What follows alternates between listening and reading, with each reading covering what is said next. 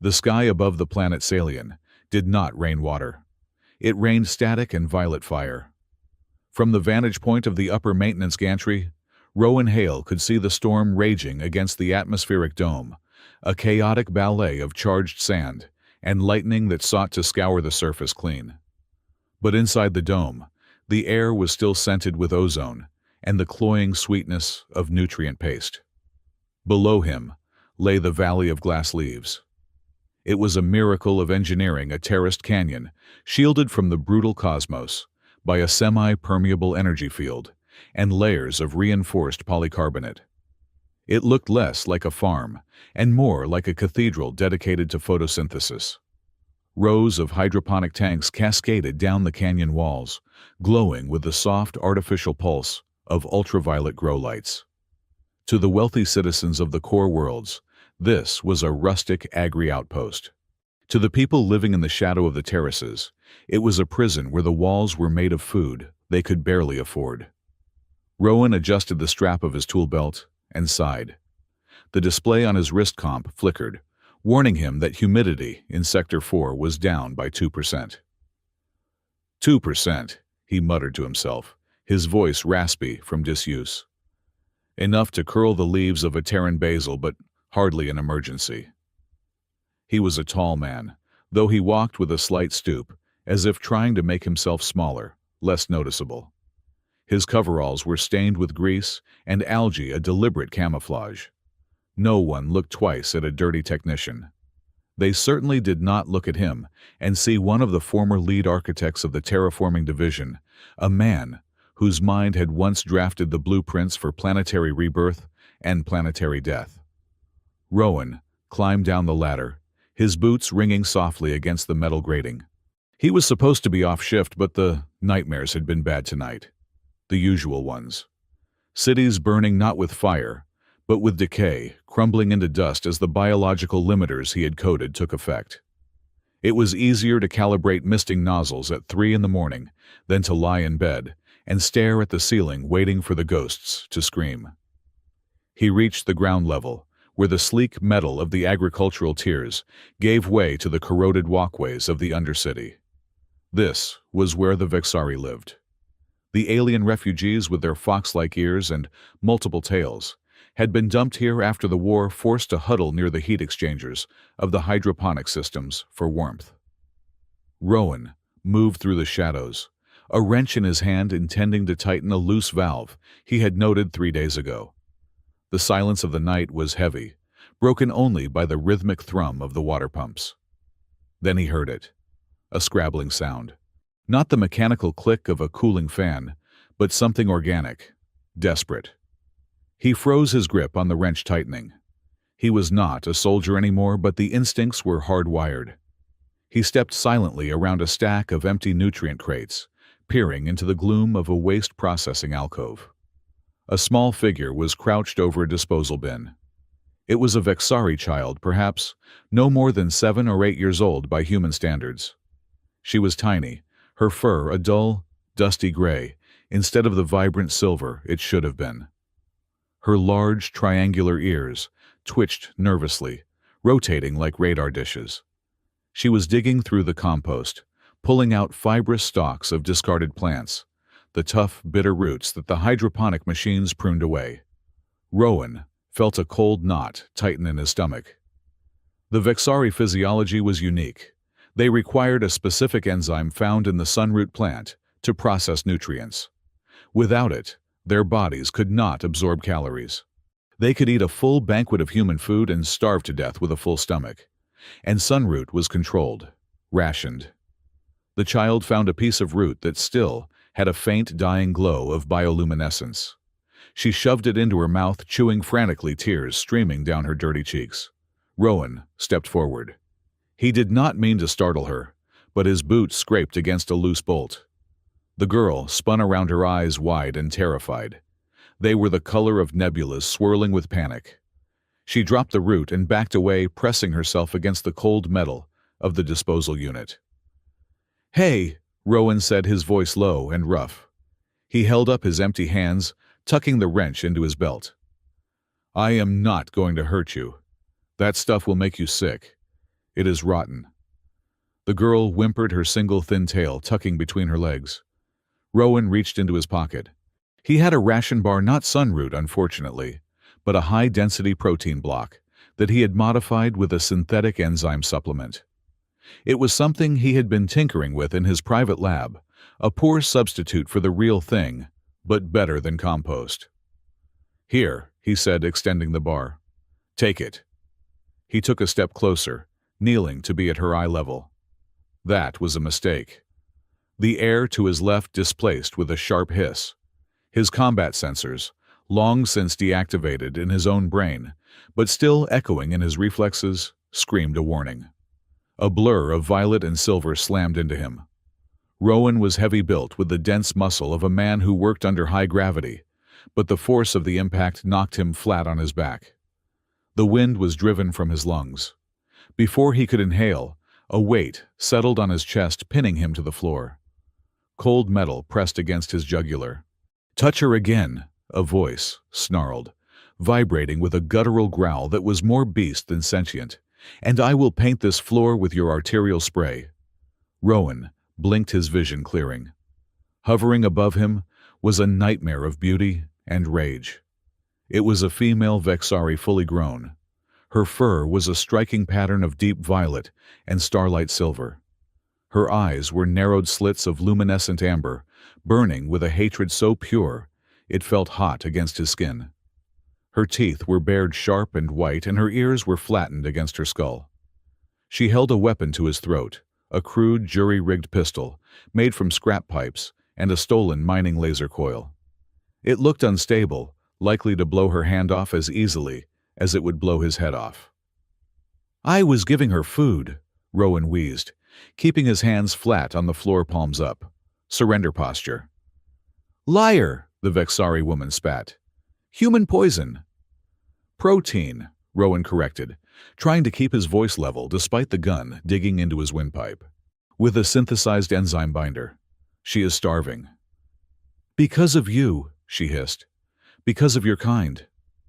Rowan could not argue with that. He watched as the three tails behind her thrashed wildly, whipping the air like angry serpents. They were magnificent, he noted with a detached scientific part of his brain. Thick, luxurious fur, but underneath, he knew, was a complex network of sensory nerves and balance receptors. Vexari tails were not just appendages. They were instruments of communication and balance. He tried to shift his weight, seeking leverage. If he could twist his hip, he could dislodge her knee from his sternum. He moved his right arm slightly, sliding it along the floor. His hand brushed against something soft, warm, and incredibly silky. Without thinking, his fingers closed reflexively around the object to anchor himself. It was one of her tails. The reaction was instantaneous. The Vexari woman gasped a sound that was half shriek, half squeak. Her entire body went rigid. The gun wavered at his throat. Rowan froze. He looked up. The furious warrior who had been ready to execute him a second ago was now trembling. A deep, flushed heat was rising from her neck, turning the pale skin beneath her silver fur a vivid, dark purple. Her ears, previously flattened in aggression, shot straight up, quivering. "Touch," she stammered, her voice breathless and high-pitched. She cleared her throat, trying to regain her growl, but it faltered. "Touch my tail, and you die." The universal translator clipped to her tactical vest, processed the input, and spit it out in a flat, monotone, synthetic voice. "Physical contact with the caudal appendage is punishable by termination." Rowan blinked. The contrast between her flushed, flustered face and the robotic translation was jarring. He looked at his hand, still holding the thick, soft fur. It pulsed with warmth. He could feel a rapid heartbeat thrumming through the appendage. "My apologies," Rowan said, but he did not let go immediately. The engineer in him took over. The reaction was extreme. Was it painful? No, she wasn't flinching in agony. It was sensory overload. He gave the tail a gentle experimental squeeze, just to test the hypothesis. The Vexari woman let out a strangled noise, her eyes widening until they were perfect circles. The purple flush, spread all the way to the tips of her ears. Her grip on the gun went completely slack. "You did it again?" she whispered, horror and embarrassment warring in her expression. The translator droned. "Repeated tactile violation detected." Rowan released the tail slowly. "I thought the translator might be glitching," he said, his tone dry. It seemed like an excessive physiological response for a combatant. She scrambled off him as if he were made of burning lava, backing away, until she stood protectively in front of the child. She smoothed her tails down with trembling hands, trying to regain her dignity, but the blush was still blazing on her face. "We are Vexari," she snapped, though her voice lacked its earlier lethal edge. "Our tales are private, sensitive. Only the family touches them. Or—" she stopped, biting her lip. "Or mates," Rowan finished for her, sitting up and rubbing his throat where the gun barrel had dug in. "Or dead men," she corrected, pointing the weapon at him again, though her aim was shaky. "Who are you? Why are you lurking in the waste sectors?" "Rowan," he said. He stood up slowly, dusting off his coveralls. "I fix things. And I saw the girl eating rot. I am not your enemy." "All humans are enemies," she said bitterly. "You took our sky. You took our soil. Now you make us beg for the weeds that grow in your glass cage." She reached down and grabbed the child Tali, he assumed, pulling her close. The little girl was still clutching the protein bar Rowan had dropped. "Tali, drop it," the woman ordered. "But Arixa," the child whined, her voice weak. "I am hungry." Arixa. Her name was Arixa. "It is poison, Tali," Arixa said, her voice cracking. "We do not eat their charity." "It is not charity," Rowan said, his voice hardening. "It is thermodynamics. She needs energy. I have it. The transaction is zero-sum." "You speak like a machine," Arixa said, narrowing her eyes. "I find machines are more honest than people," Rowan replied. "Eat at the bar, or do not. But if she keeps eating compost, the bacteria will kill her before starvation does." Arixa stared at him, the conflict playing out on her expressive face. Her ears swiveled toward Tali, listening to the girl's shallow breathing. Finally, with a look of utter defeat, she nodded at Tali. The child tore open the wrapper and devoured the bar in 3 bites. Rowan watched them, a strange ache in his chest. "You need sunroot," he said. "Real sunroot. Not this processed sludge they sell at the dispensary." "And where would I get that?" Arixa scoffed. "Commander Holt has locked the imports. Unless I have 5,000 credits or a gold standard loyalty badge, we get nothing." As if summoned by her words, the air in the sector suddenly vibrated with a high-pitched chime. The public address speakers, mounted on the rusted bulkheads, crackled to life. "Attention, citizens of Salian. Attention." The voice was smooth, cultivated, and chillingly pleasant.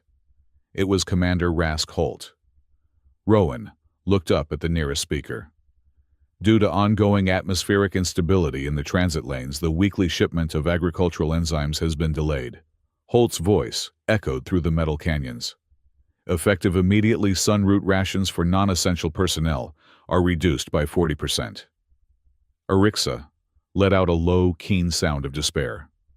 Tali looked up, her eyes wide. 40%, the child whispered. "But we are already hungry," Holt continued. "To ensure fair distribution, a new compliance metric is being introduced. Citizens with a Tier 1 obedience score, those with no record of disturbance, curfew violation, or unsanctioned resource usage, will receive priority access. Order is survival. Chaos is hunger. Holt out." The speakers clicked off, leaving a silence that felt heavier than the storm outside. "Obedience score," Arixa spat the words. "He means slavery. If we smile and wag our tails for the humans, we get to eat." Rowan looked at Tali. The protein bar had given her a moment of energy, but he could see the underlying pallor. Without the specific enzymes in the sunroot, her body was cannibalizing itself. She wouldn't last another month on 40% rations. He thought of the encrypted files on his wrist comp. He thought of the dormant environmental systems beneath their feet, systems he had designed to terraform worlds, now repurposed to control them. "I can grow it," Rowan said quietly. Arixa's ears twitched. She looked at him sharply. "What?" "Sunroot," Rowan said. "I can grow it here. In the Undercity." Arixa laughed a harsh barking sound. "You are mad. Sunroot needs full-spectrum solar radiation, purified water and soil with a pH balance of 6.5. You cannot grow it in a sewer." "I am a hydroponics engineer," Rowan lied. He was much more than that, but she didn't need to know. "I know where the old maintenance decks are, the ones sealed off after the riots 10 years ago. There are UV arrays there that still work. I can tap into the water reclamation line." He met her gaze steadily. "I can build a garden, a hidden one." Arixa stared at him, her amber eyes searching for the trap. "Why?" she asked. "Why would a human risk the commander's wrath for us? If you are caught, you lose your job. You go to the stockade." "If I am caught, I get fined," Rowan said, downplaying the risk. In reality, illicit cultivation of bioregulated crops was a capital offense under Holt's martial law. "Why? Because I hate seeing bad engineering. And a system that starves children is a broken system." "It is a trap," Arixa said, pulling Tali closer. "You want to lure us into a restricted zone, record us, and turn us in to boost your obedience score." "I do not care about the score," Rowan said. "Everyone cares about the score," Arixa shouted, her tail fluffing up in agitation. "You humans are all the same. You take. You control. You broke our world with your biological weapons, made the soil toxic so only your crops could grow, and now you dangle the cure in front of us like a treat for a pet." Rowan flinched. The accusation hit closer than she knew. Broke our world. He had written the dispersion algorithms for the bioagents she was talking about. He hadn't known how the military would use them. He had thought it was for rapid deforestation of enemy cover, but the result was the same. "I am not asking you to trust me," Rowan said, his voice dropping to a whisper. "I am asking you to look at your sister." Arixa looked down, looked. Tali was leaning against her leg, her eyelids drooping. The brief burst of energy was gone. "She needs fresh enzymes," Rowan pressed. "Not the dried rations. Fresh. The sap is the most potent part. I can have a crop ready in 3 weeks if I use high-yield stimulants." 3 weeks, Arixa murmured. "I need help," Rowan added. "I cannot move the equipment alone without tripping sensors. You are fast. I saw how you moved. You can bypass the motion detectors while I splice the power feeds." Arixa hesitated. She looked at the gun in her hand, a piece of junk against the might of Frontier Command. Then she looked at Rowan. He stood there, dirty, slump-shouldered, looking nothing like a soldier or a savior. Just a tired man with grease under his fingernails. "If this is a trick," Arixa said, her voice low and dangerous, "I will not just kill you. I will ensure you feel every second of it." Rowan nodded. "Fair enough." "And," she added, her eyes flashing, "you will never ever touch my tail again." Rowan couldn't help it. A small, dry smile tugged at the corner of his mouth. "I will try to restrain myself, though for the record the fur quality indicates a high protein deficiency. You should eat some of the sunroot too." "Shut up," Arixa growled, but she holstered the makeshift pistol. She crouched down and whispered something to Tali in their native tongue, a melodic clicking language that sounded like water over stones. The child nodded. Arixa stood up and faced him. "Show me this garden of yours, human, but walk in front, where I can see you." Rowan turned and began to walk toward the dark service tunnel that led to the abandoned sectors. He could feel her eyes boring into his back. He could hear the soft, almost silent pad of her feet and the click of Tali's claws on the deck. He was walking into treason. He was collaborating with a potential enemy of the state. He was breaking every rule he had lived by for the last 5 years of hiding. But as he walked, He looked at his hand, the hand that had touched the electric softness of her tail. He flexed his fingers. For the first time in a long time, the numbness that usually consumed him was gone, replaced by a sharp, terrifying sense of purpose. "The name is Rowan," he said over his shoulder, not checking to see if she was listening. "I heard you the first time," Arixa replied, from the darkness behind him. "Keep moving." Rowan led them deeper into the bowels of Salian, away from the glittering lights of the Glass Valley, and into the rust and shadow. Above them, the storm raged on, but down here a different kind of storm was just beginning. One that started not with thunder, but with a seed, and a lie, and a very awkward breach of cross-species etiquette. They reached the heavy blast door of Sector 7G. It was welded shut, marked with a skull and crossbones, and the words, "Structural instability." "It is sealed," Arixa said, suspicious. Rowan reached into his belt and pulled out a small, non-standard interface device. He clamped it onto the rusted control panel. His fingers flew over the keys, bypassing the lockout protocols, with a speed that betrayed his simple mechanic cover. "Structural instability is just code for, 'We did not want to pay to fix the ventilation,'" Rowan muttered. With a groan of protesting metal, the blast door hissed open. Inside, the air was stale and thick with dust. But the space was vast, an old water filtration cavern, abandoned when the new dome was built. High above, dormant UV fixtures hung like sleeping bats. "There is power in the junction box on the north wall," Rowan said, pointing. "And the water main runs right under that grate."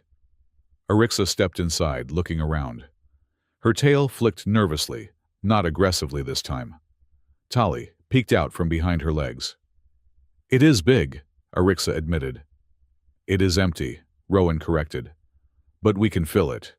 He walked over to a pile of debris and kicked it aside, revealing a patch of synthetic soil.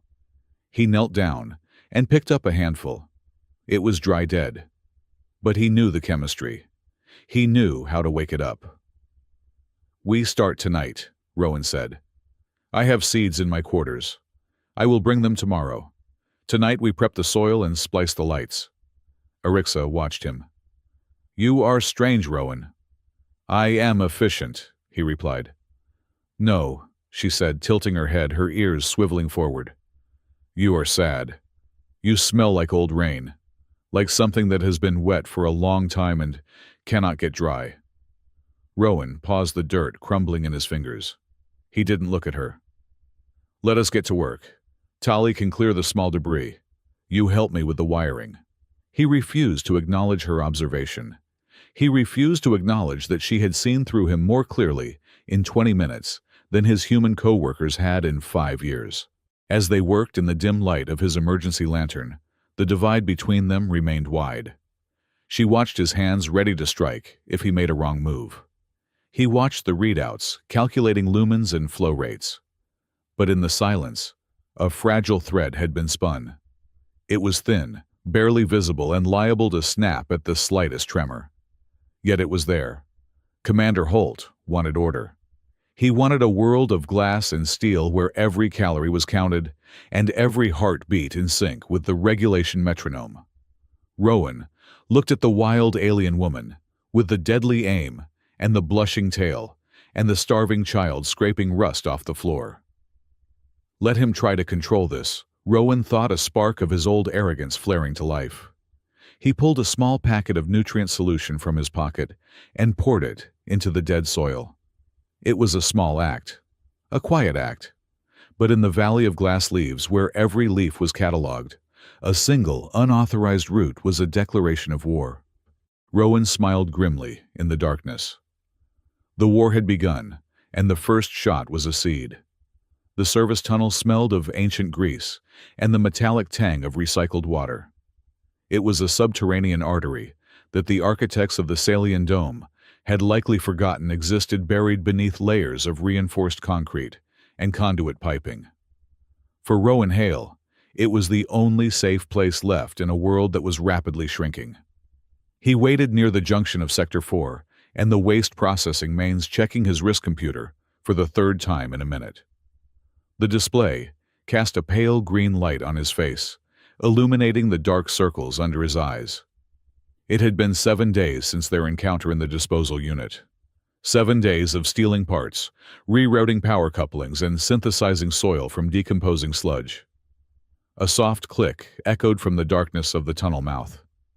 Rowan did not reach for the wrench on his belt. He knew that sound.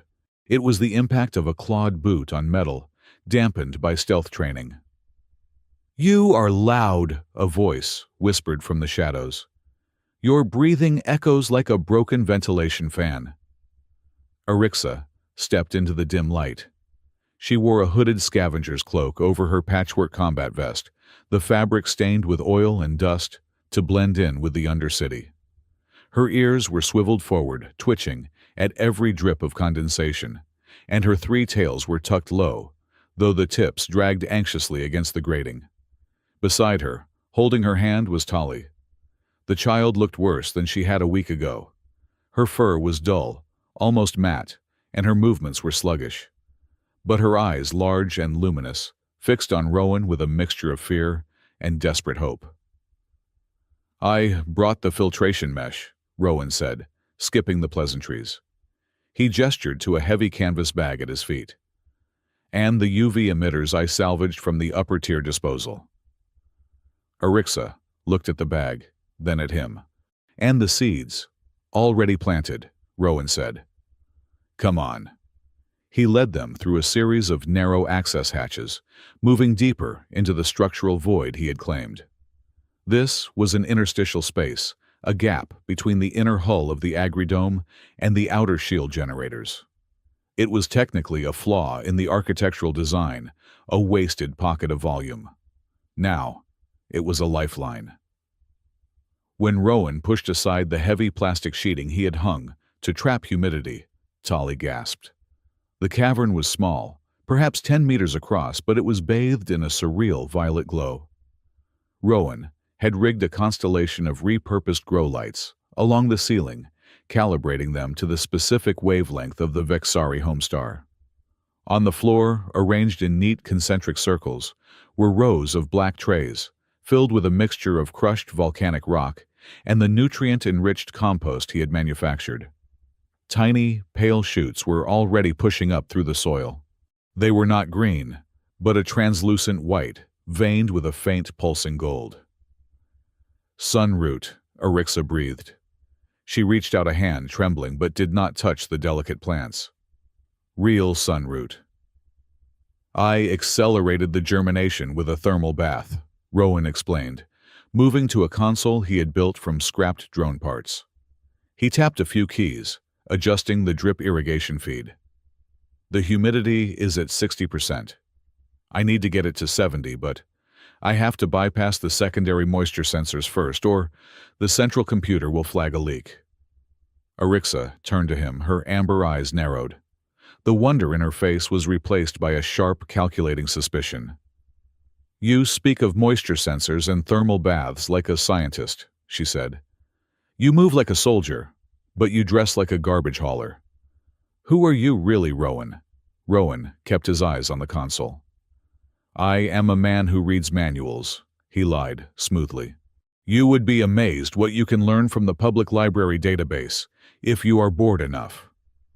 Plumbers do not know how to splice military-grade UV emitters without blowing the grid," Arixa countered, stepping closer. "And they certainly do not know the specific spectral frequency of the Vexari sun." "I had a Vexari neighbor once," Rowan improvised. "Before the war. He talked a lot about gardening. It was a weak lie, and they both knew it." But Tali let out a small, weak cough, swaying on her feet. Arixa's interrogation died in her throat.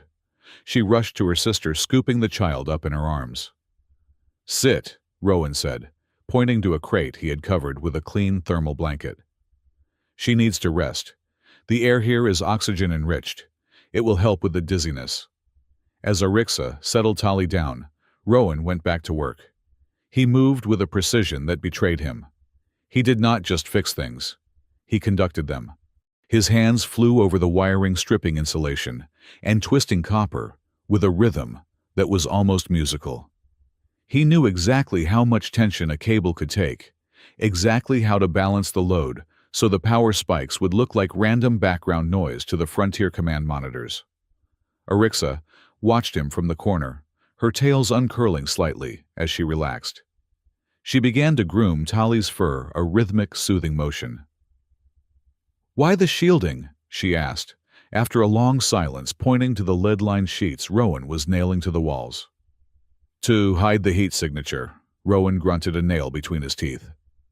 "Commander Holt has thermal drones patrolling the perimeter. If they see a hotspot in an abandoned sector, they will send a purge squad." "You have thought of everything," she murmured. "Paranoia is a job requirement," Rowan said. He stepped back to admire his work. A loose wire brushed against his shoulder, and he swatted it away. He turned to grab a pair of wire cutters and found Arixa standing right behind him. He startled, nearly dropping the tool. For a creature so large, she moved with unnerving silence. "You missed a spot," she said, pointing to a gap in the shielding near the floor. "I was getting to it," Rowan said defensively. He knelt down to patch the hole. The space was tight. As he leaned forward, his elbow bumped against her leg. Or rather, against the thick, plush fur of her middle tail, which was curled around her ankle. Arixa jumped as if she had been electrocuted. "Watch it!" she hissed, snatching her tails away and clutching them to her chest. Her face went that peculiar shade of deep purple again. Rowan sat back on his heels, wiping sweat from his forehead. He looked at her, genuinely baffled. "I barely grazed it," he said. "It is just fur. Why are you so jumpy about it? It is soft, sure, but it is not made of glass." "It is not about the fur," Arixa snapped. "It is about personal space. The tail is an extension of the spine. It is full of nerve endings. It is intimate." Rowan tilted his head, the engineer, in him analyzing the data. "So it is a high-sensitivity zone, like a sensory antenna. That explains why you use them for balance and communication. But banning all contact seems inefficient. If they are that soft, prohibiting touch, is a waste of tactile resources." Arixa's jaw dropped. The purple flush deepened, spreading down her neck. "A waste of resources," she sputtered. "You think my anatomy exists for your tactile amusement?" "I am speaking purely from a design perspective," Rowan said deadpan. "Evolution invested a lot of energy into making those things aerodynamic and aesthetically pleasing. It seems a shame to keep them under lock and key." "I am going to shoot you," Arixa announced, though her voice wavered. "I am going to find my gun, and I am going to shoot you in the leg." From the crate, a weak, raspy giggle erupted. They both looked over. Tali was laughing. It was a small, fragile sound, but it was real. She was watching them with bright eyes. "He likes your tails, Arixa," the child whispered. "He thinks they are pretty." "He thinks they are a resource," Arixa corrected, glaring at Rowan, though the heat in her eyes had softened significantly. "Like a battery or a water pump." "A very high-quality water pump," Rowan added helpfully. "One more word," Arixa warned, pointing a clawed finger at him, "and I will shave your head while you sleep." Rowan chuckled, a rare rusty sound that felt strange in his throat. He turned back to the wall, hammering the last piece of lead shielding into place. The tension in the room had shifted. It was no longer the cold fear of strangers. It was the warm, bickering tension of allies. The work continued for hours. They fell into a rhythm.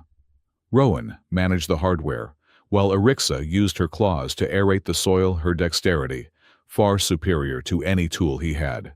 They worked in silence for a while, the only sound the hum of the lights and the steady drip of the irrigation system. Then, Arixa spoke. "It was not always like this," she said softly. She was kneeling by a tray of seedlings, her hands hovering over the soil as if blessing it. "My home world, Vexar Prime. It was a garden, the whole planet." Rowan stopped working. He stood very still, his back to her. "We traded with the humans at first," she continued, her voice taking on a distant, hollow quality. "We gave you medicine. You gave us tech. It was good. But then the expansion war started. The Federation wanted our sector for a hyperspace lane." Rowan closed his eyes. He knew this history. He knew the chapter and verse. "They did not bomb us," Arixa said. "Bombs are messy. They destroy infrastructure. No, they wanted the planet intact. So they attacked the logistics." She looked up at the violet lights, her eyes shimmering with unshed tears. "They deployed a logistical algorithm," she said. "A computer program that targeted the biological supply chain of the sun root. It predicted the exact migration patterns of the pollinator beetles and released a pheromone that diverted them. Just a small diversion, 5 degrees to the west." Rowan's grip on the wire cutters tightened until his knuckles turned white. Project Cicada. That was what they had called it. He had written the code for the beetle migration vectors. He had thought it was a simulation, a theoretical exercise in ecosystem manipulation. "The beetles never reached the fields," Arixa whispered. "The crops failed. Not all at once, slowly. Over a year. We ate our reserves. Then we ate the seed stock. Then we starved. A whole civilization brought to its knees by a math equation." She laughed bitterly. "They called it a bloodless victory. I buried my parents and my 2 brothers. There was no blood. Just silence." Rowan felt like the air had been sucked out of the room. The guilt he had carried for 5 years, the heavy cold stone in his gut, suddenly felt like it was expanding, crushing his ribs from the inside. He wanted to vomit. He wanted to turn around and tell her, "I did it. I wrote the math. I am the reason you are eating garbage in a sewer." But he couldn't. Cowardice, or perhaps a pragmatic realization that she would kill him instantly and Tali would die, kept his mouth shut. "That is efficient," Rowan said, his voice straining to remain steady. "Cruel, but efficient." "It is monstrous," Arixa corrected. "I wonder what kind of man sits in a room and writes a code to starve children. I wonder if he sleeps." "He probably does not," Rowan said hoarsely. "He probably has nightmares." Arixa looked at him, studying his rigid posture. "You sound like you pity him." "I pity anyone who sells their soul for a paycheck," Rowan said, turning around finally. His face was a mask of calm, but his eyes were dark. "The nutrient mix is ready. We should feed the plants." The moment passed, but the shadow remained. 3 days later, the quiet routine of the garden was shattered. Rowan was at the upper levels, fixing a jammed hydraulic lift in the official sector, when the klaxons began to blare. It wasn't a storm warning. It was a security alert. Code yellow.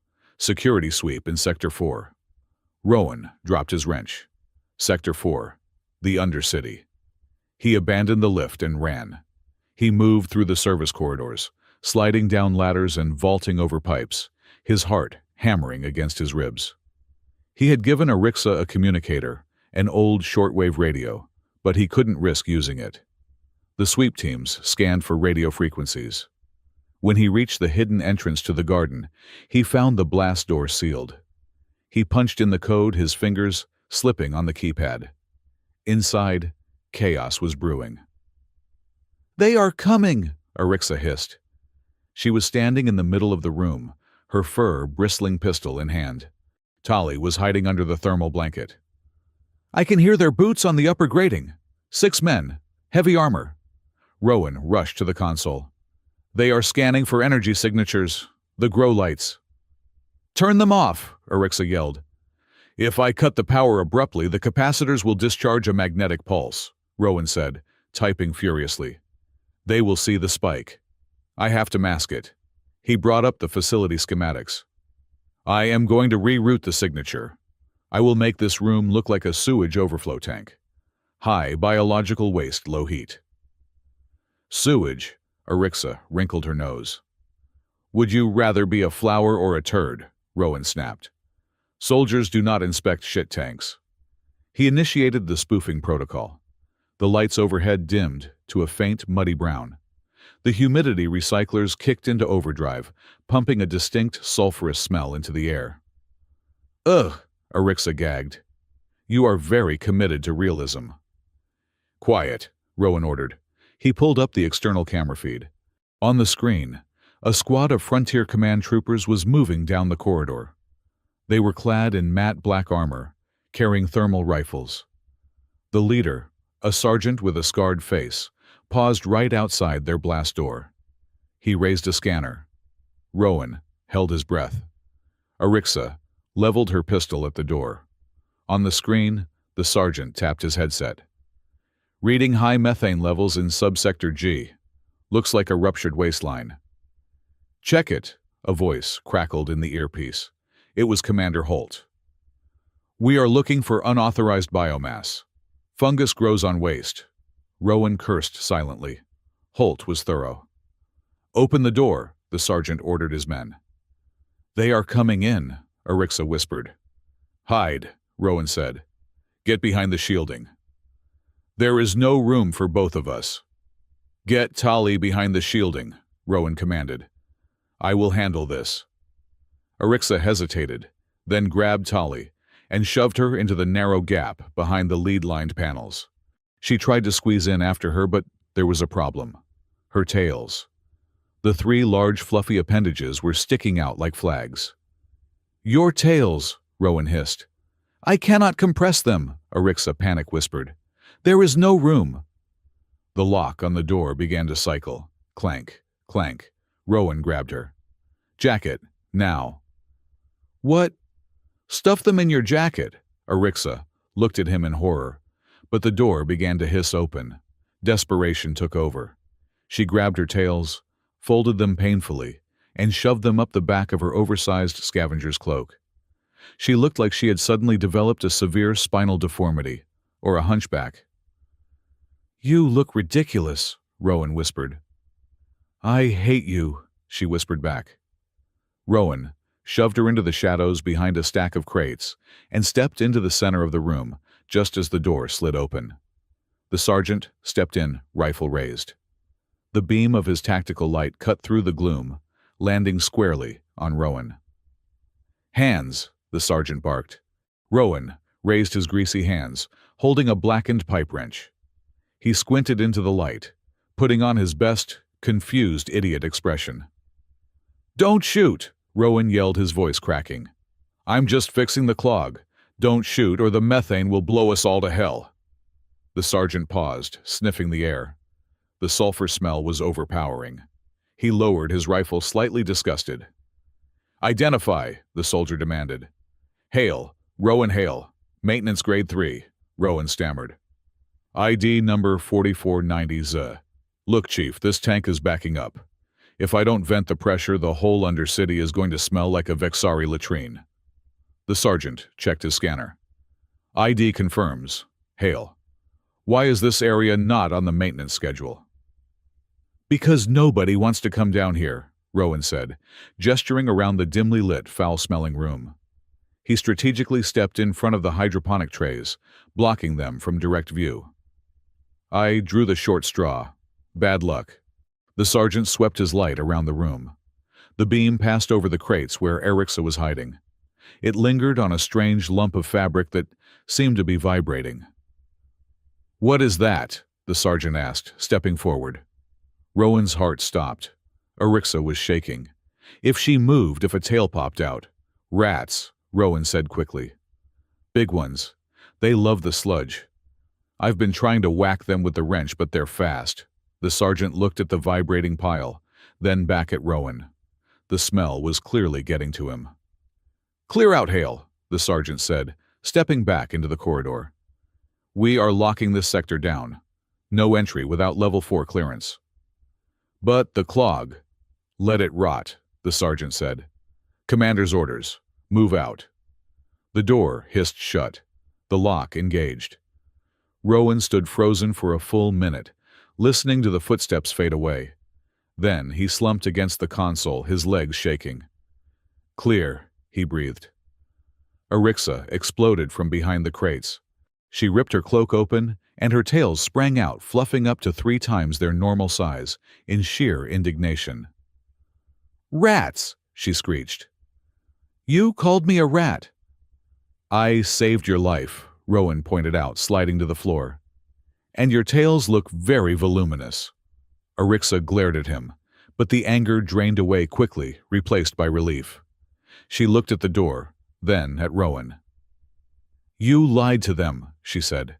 "To your own people. For us." Rowan looked up at her. "They are not my people, Arixa. The uniform doesn't make the family."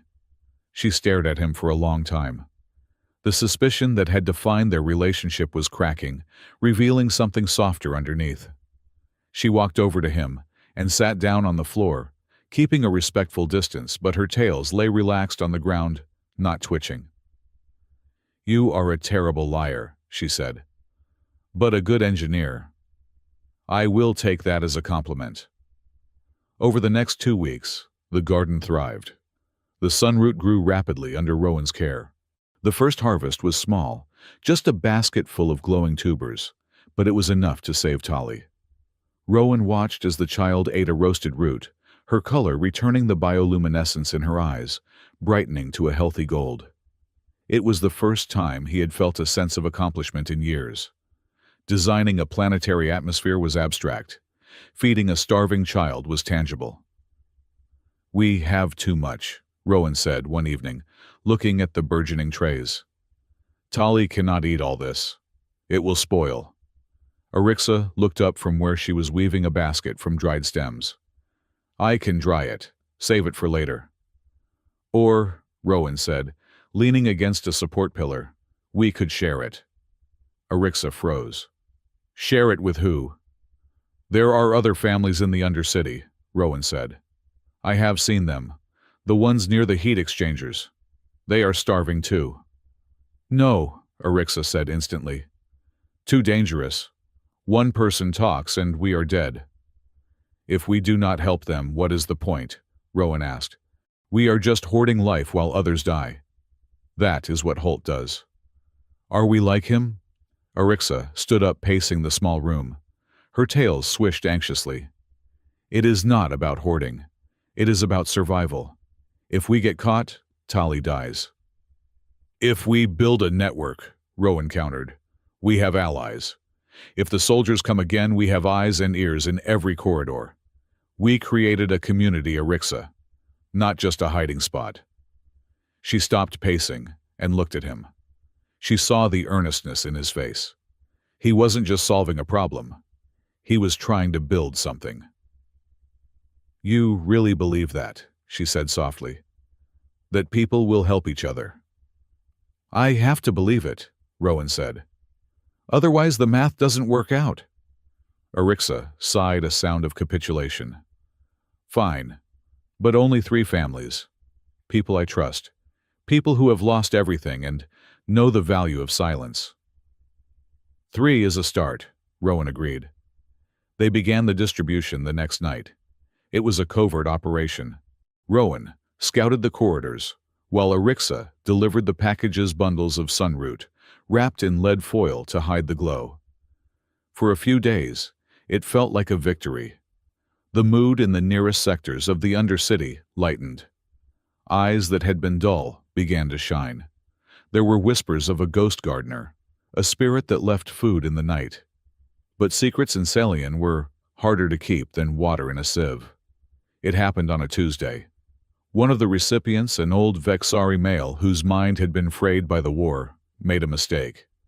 He didn't eat his portion immediately. He wanted to trade it for medicine for his wife. He took the glowing root to the black market sector near the blast wall. Rowan was monitoring the public feeds when the news broke. A camera feed from the market square showed a commotion. Soldiers were swarming a stall. In the center of the frame, held aloft in a containment-gloved hand, was a sunroot tuber. It pulsed with a vibrant, undeniable light. "Contraband detected," the mechanical voice of a drone announced. "Class A biological hazard." Rowan stared at the screen. The old man was being dragged away, beaten and limp. "No," Rowan whispered. The door to the garden burst open. Arixa ran in her face pale beneath her fur. "They found it!" she gasped. "They found old Kale." "I saw," Rowan said, standing up. "They will interrogate him," Arixa said, her voice rising in panic. "He is weak. He will tell them he got it from a hooded figure. They will search every inch of this valley." "We have to shut it down," Rowan said, moving to the console. "Hide the plants. Bury the equipment." "It is too late for that," Arixa cried. She grabbed his arm, her claws digging into his sleeve. "They know it exists now. Holt knows his blockade has been breached. He will not stop until he finds the source." The speakers in the corridor crackled to life. "This is Commander Holt. A grave violation of the biosafety protocols has been detected. Terrorist elements are cultivating invasive species within the dome." Holt's voice was no longer smooth. It was cold, hard steel. "Effective immediately, Sector 4 is under quarantine. Martial law is in effect. Any citizen found harboring unauthorized biomass will be expatriated to the exterior surface." Expatriated? That meant death by exposure to the electric storms. Rowan looked at Arixa. The fear in her eyes was absolute, but beneath it, there was a fire. "We cannot hide anymore," Rowan said, realizing the truth as he spoke it. "We started a fire, Arixa. Now we have to keep it from burning us alive." "How?" she asked. Rowan looked at the garden, at the beautiful glowing defiance of the plants. "By making the fire too big to put out," he said. He turned back to the console. His fingers hovered over the keys that controlled the main irrigation valves for the entire dome. "What are you doing?" Arixa asked. "Rising to the occasion," Rowan said grimly. Outside, the storm hammered against the glass, and inside the hunt had begun. The garden was no longer a secret. It was a target. And Rowan Hale, the man who had once designed the end of a world, was now preparing to fight for the beginning of a new one. The curfew sirens did not scream. They wept. It was a low, mournful wail that vibrated through the metal bones of the Undercity, signaling the end of the day and the beginning of the cage. In the week following the arrest of Old Kale, the atmosphere in Salian had shifted from oppressive to suffocating. Commander Rask Holt had tightened his grip around the throat of the colony. The public screens once used for weather updates and agricultural yields now played a continuous loop of Holt's face, calm patrician, and terrifyingly reasonable. He spoke of bioinsurgency. He spoke of invasive organic threats that undermined the structural integrity of their fragile home. He declared that anyone found outside their designated residential block after 1800 hours would be treated as a hostile combatant. For the Vexari, this was not just a curfew. It was a siege. Rowan Hale sat in the corner of his hidden workshop, the light from the hydroponic trays casting long, violet shadows across his face. He was exhausted. The dark circles under his eyes looked like bruises, and his hands, usually steady as a surgeon's, had a faint tremor. In the center of the room, on a makeshift cot constructed from shipping pallets and thermal blankets, lay Tali. The child was fading. The vibrant silver of her fur had turned to the color of ash. Her breathing was shallow, a rattling gasp that seemed to scrape against the silence of the room. The small reserve of sunroot they had grown was gone, consumed in a desperate attempt to stabilize her, but without a fresh, continuous supply of the raw enzyme, her body was shutting down. Arixa paced the small room like a caged tiger. Her three tails were bristled stiff with tension, and her ears were flattened against her skull. Every few seconds she would stop, look at Tali, and a spasm of pain would cross her face before hardening back into rage. "She is burning up," Arixa said, her voice tight. "Her temperature is 40 degrees. If we do not get enzymes into her blood by morning, her organs will begin to liquefy." Rowan looked up from the diagnostic pad he was holding. "I know." "Do you—" Arixa spun on him, her eyes blazing. "You sit there with your screens and your data. You calculate the hours until death, like it is a math problem. but you do not feel it. I feel it, Rowan said quietly. No, Arixa hissed. She reached into her heavy scavenger's coat and pulled out a bundle wrapped in oilcloth. She slammed it onto the metal workbench next to Rowan. It landed with a heavy metallic thud. Rowan looked at the bundle. He didn't need to unwrap it to know what it was. He could smell the chemical acridity of mining explosives. Where did you get this? Rowan asked, his voice low. The Midnight Pack, Arixa said defiantly. A group of Vexari who are tired of starving quietly. They have a plan. A way to make Holt listen. To make the humans feel what we feel. Rowan stood up slowly. Arixa, what are you planning to do? The main water distribution hub for the upper tier, she said, her voice trembling with a terrifying conviction. It sits on a structural weak point. One charge. Just one charge and the pipes burst. The wealthy sectors, the commander's palace, will go dry. They will know what thirst is.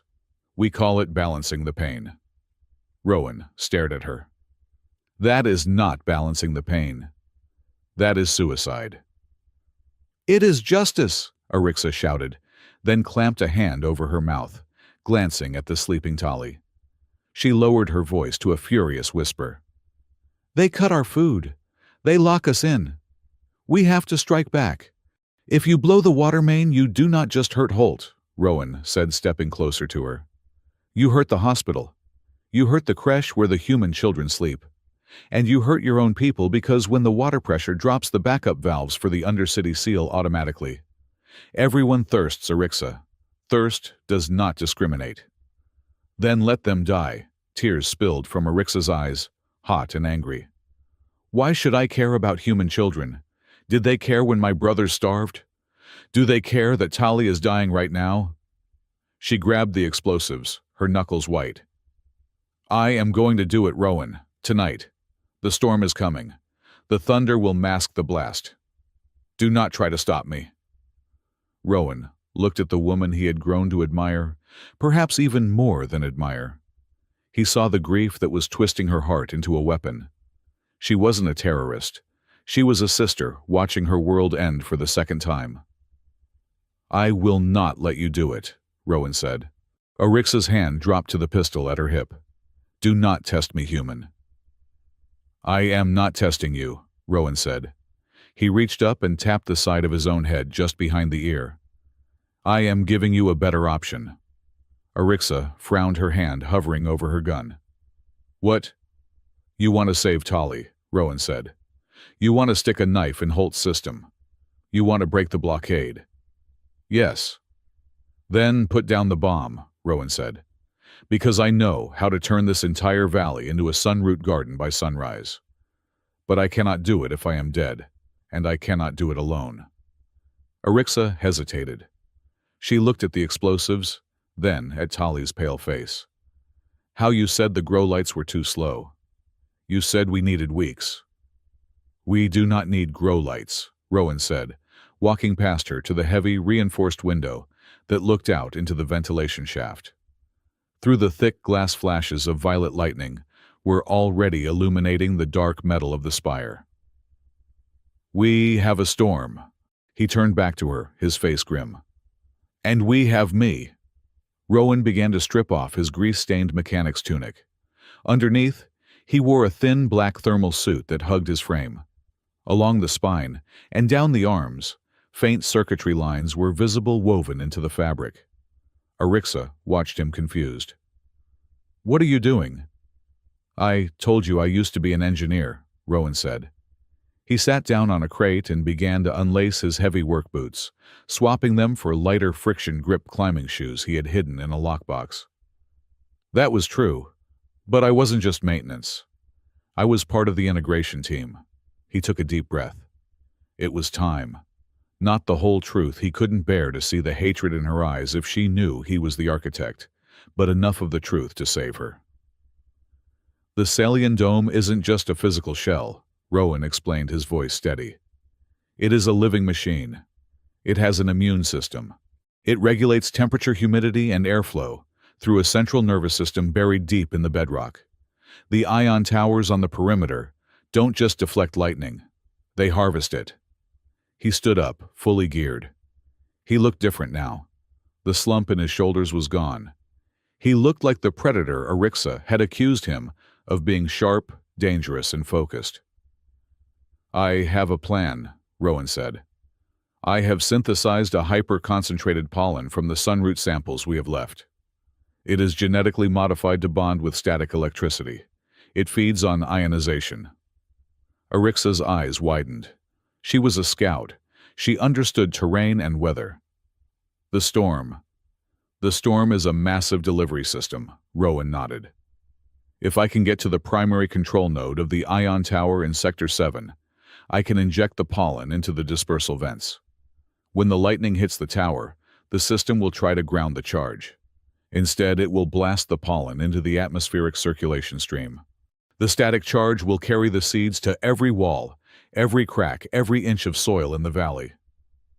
"It will rain sunroot," Arixa whispered. "It will coat the valley in it," Rowan corrected. "Within hours, the ionization will trigger rapid growth. By dawn, sunroot will be growing out of the pavement, on the rooftops, in the commander's private garden. There will be too much to burn, too much to poison. Holt cannot arrest a weed that grows everywhere." "But the control node," Arixa said, her tactical mind taking over. "It is locked, encrypted, and it is at the top of the spire, in the middle of an electric storm." Rowan tapped the spot behind his ear again. "The encryption I can handle. I have a key, a back door. And the climb," Rowan looked at his hands. "That is the hard part. The elevators are locked down. We have to climb the external maintenance ladder, 500 meters, in a gale." Arixa looked at him. She saw the fear in his eyes, not fear of the storm, but fear of what he was about to unleash inside his own head. But she also saw something else, a willingness to break. She took the bundle of explosives and shoved it under the workbench. "I will carry the pollen," she said. "You focus on not falling." The climb was a descent into hell, only upward. The storm had fully made landfall by the time they breached the external airlock of the Undercity and stepped onto the maintenance gantry of the Sector 7 ion tower. The wind hit them like a physical blow, a solid wall of pressure that screamed. The air was thick with purple dust, and the smell of ozone so strong it tasted like copper on the tongue. Above them, the ion tower rose like a dark needle piercing the swirling chaos of the dome ceiling. Arcs of electricity danced between the stabilization rings, snapping with the sound of cracking whips. Rowan adjusted his magnetic grip gloves. "Stay close," he shouted over the roar of the wind. "Do not touch the conductor rails," Arixa nodded.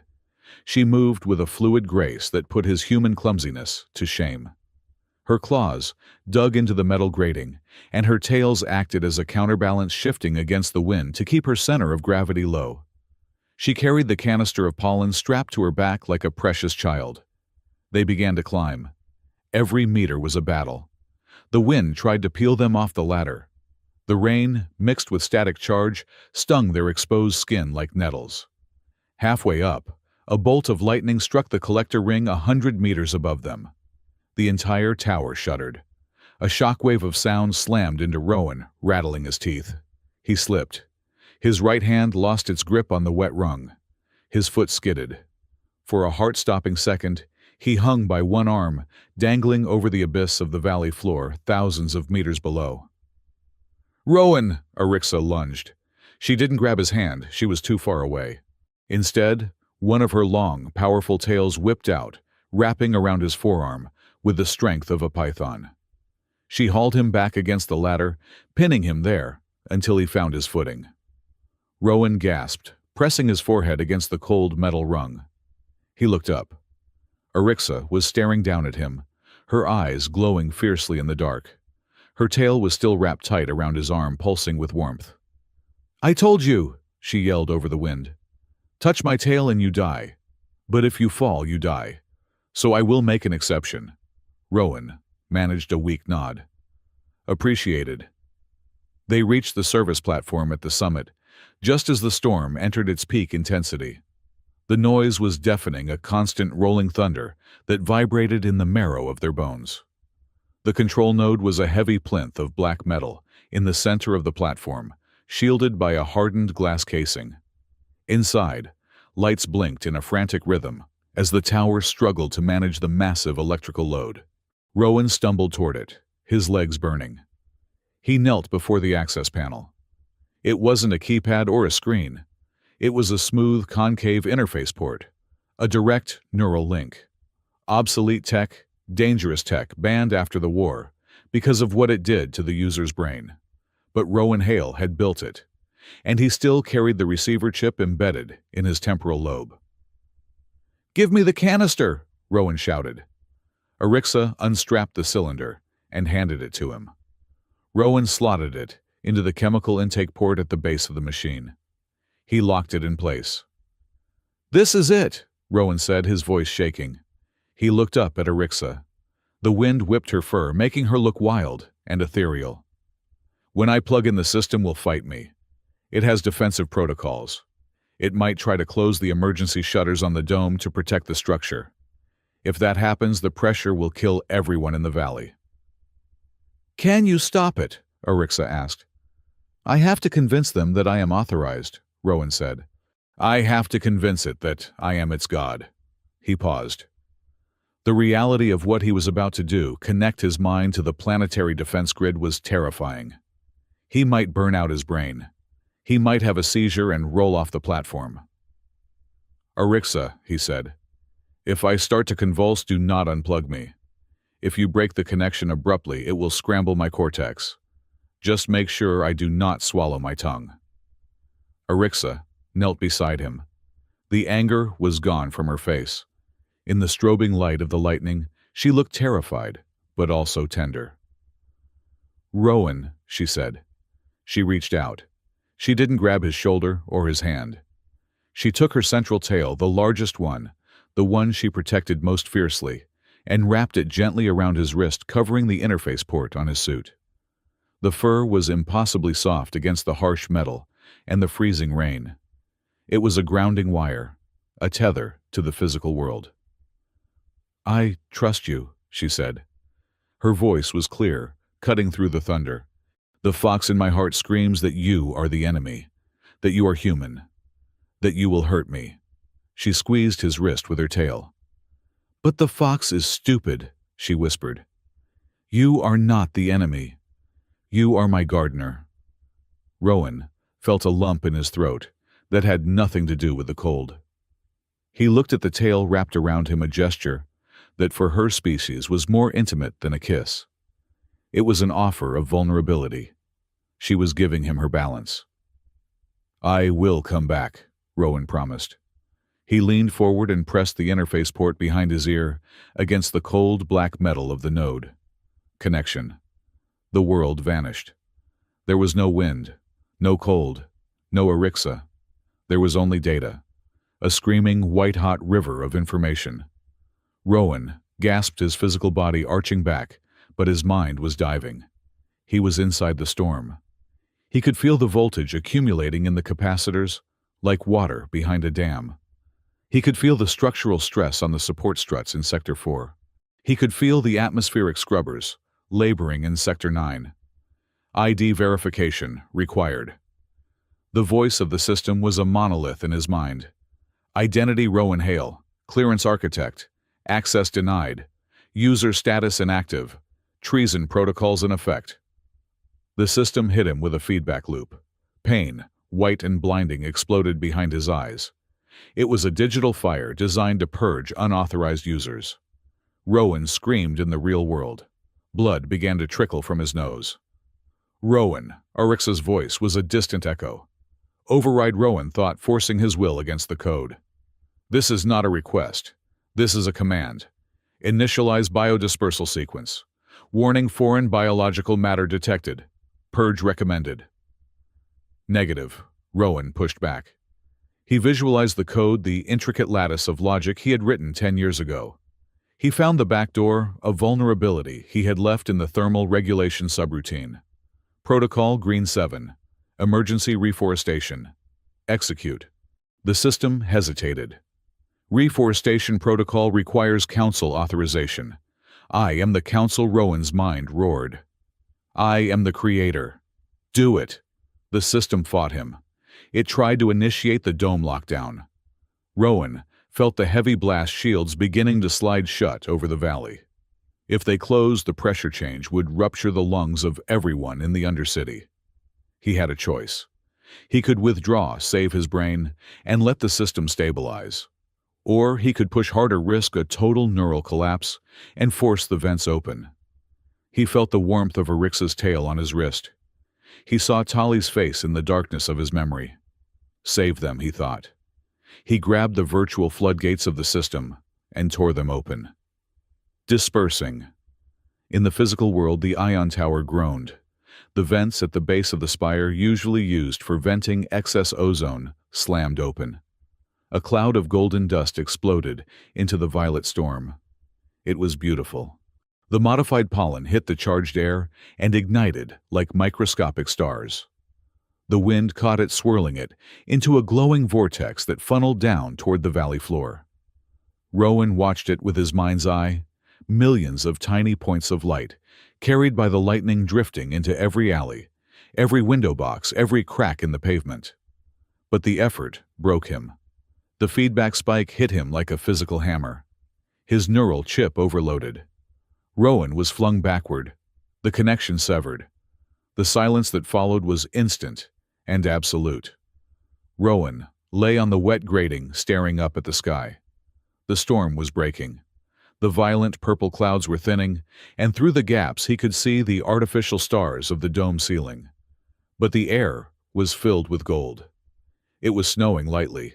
He tried to sit up, but his body refused to obey. His limbs felt like lead. He could taste copper and ash in his mouth. A face appeared above him. Arixa. She was crying, but she was smiling. Her fur was matted with rain, and she looked like a drowned rat, but she was the most beautiful thing he had ever seen. "You idiot," she sobbed. She grabbed him by the shoulders, hauling him up into a sitting position. She wrapped her arms around him, pulling him into the warmth of her chest. All three of her tails wound around him, a cocoon of silver and violet fur. "Did it work?" Rowan mumbled, his words slurring. "Look," Arixa whispered. "Look down." Rowan forced his eyes to focus. Below them, the valley of glass leaves was transforming. Wherever the golden dust touched, light bloomed. Lines of glowing violet and gold were tracing their way across the dark buildings of the Undercity. The rooftops were shimmering. The streets were glowing. It looked as if the constellations had fallen from the sky and taken root in the stone. The comms unit on Rowan's belt crackled to life. It was tuned to the emergency frequency. "Breach in Sector 7, biological containment failed. It is everywhere. It is growing on the walls. It is growing on the guns." It was Rask Holt's voice, but he wasn't calm anymore. He was screaming. "Get the flamethrowers, burn it all." "Commander, we cannot," another voice shouted back. "It is reacting to the static. Every time we shoot it, it grows faster. It is eating the energy from the weapons." Rowan let out a weak, wheezing laugh. "Gen Mod Strain 4, he whispered. "Energy absorbent. Thank you for the power, Holt." His vision began to tunnel. The edges of the world turned black. The adrenaline crash was hitting him. His heart was fluttering like a dying bird. He slumped against Arixa. "Rowan!" Arixa's voice rose in panic. She slapped his cheek hard, but claws were retracted. It was a soft, frantic pat. "Rowan, stay with me." "Tired," Rowan breathed. "Just a little nap." "No," Arixa growled. She shook him. "You do not get to sleep. You do not get to be the hero and die on a roof in the rain. That is a cliché, and I hate clichés." She pressed her forehead against his. He could feel the frantic beating of her heart. "If you dare die right now," she whispered fiercely into his ear, "I will go into the afterlife. I will drag your spirit back by the ankles, and I will scream at you until your ears bleed. Do you hear me, human? Do not leave me alone with this. Rowan tried to answer, to tell her he wasn't going anywhere, but the darkness was too heavy.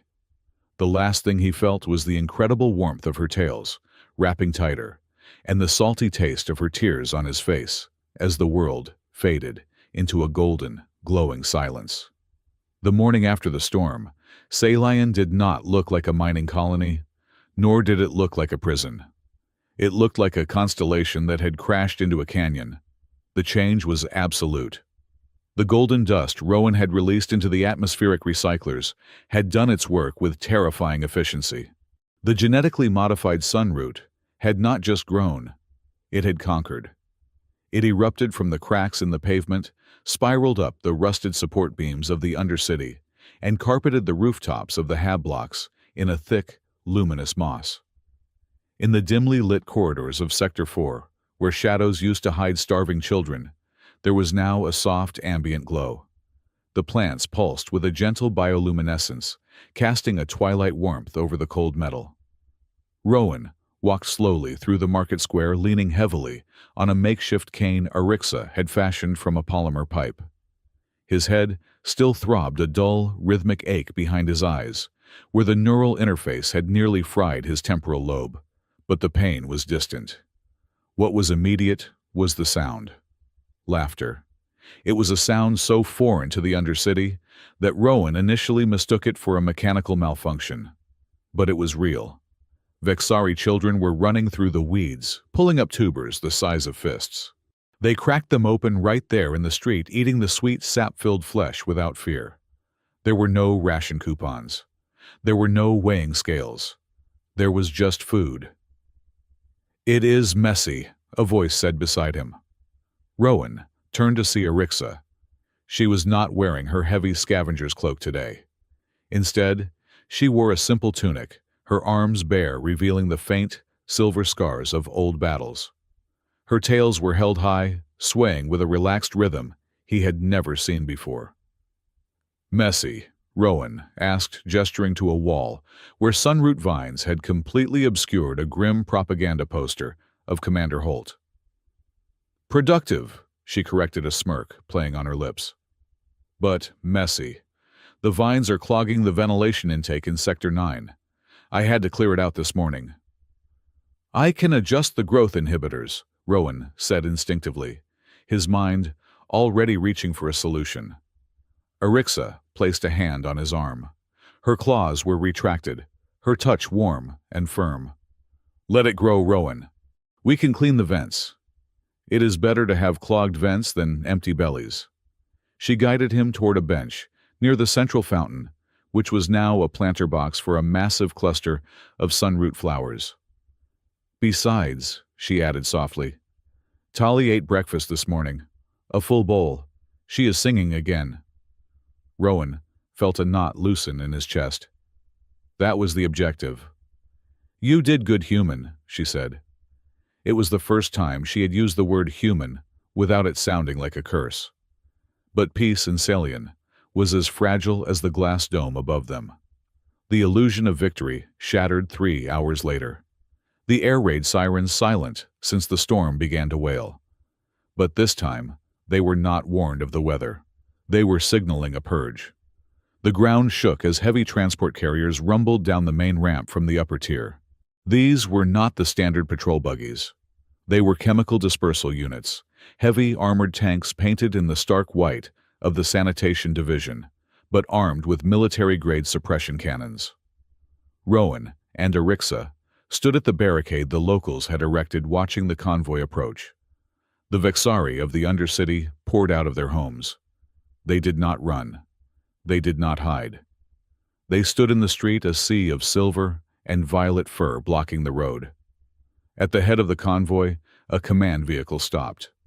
The hatch opened, and Commander Rask Holt emerged. He stood on the running board, flanked by soldiers in full hazmat gear. He looked impeccable, his uniform crisp, but his eyes were manic. He held a megaphone. "Citizens of Ceylon," Holt's voice boomed, distorted by the amplification. "You have been infected. The biological agent growing in your sector is a pathogen. It is a mutated invasive species that threatens the structural integrity of the dome. A low murmur of anger rippled through the crowd. I am here to save you, Holt continued, though his hand rested on the pistol at his belt. We will be deploying a defoliant gas to neutralize the threat. You are ordered to return to your hab blocks and seal your doors. Anyone remaining in the street will be considered a carrier of the contagion. Defoliant, Rowan whispered, his blood running cold. He is not using herbicide. That tank's the marking on the side. That is chlorine trifluoride mix. It strips organic matter, plants, animals, lungs. He is going to gas us, Arixa said, her voice flat. She reached for her pistol. No, Rowan grabbed her wrist. If you shoot his men, we'll open fire. They have heavy repeaters. They will mow this crowd down in 10 seconds. So we just stand here and choke, Arixa snarled. No, Rowan said.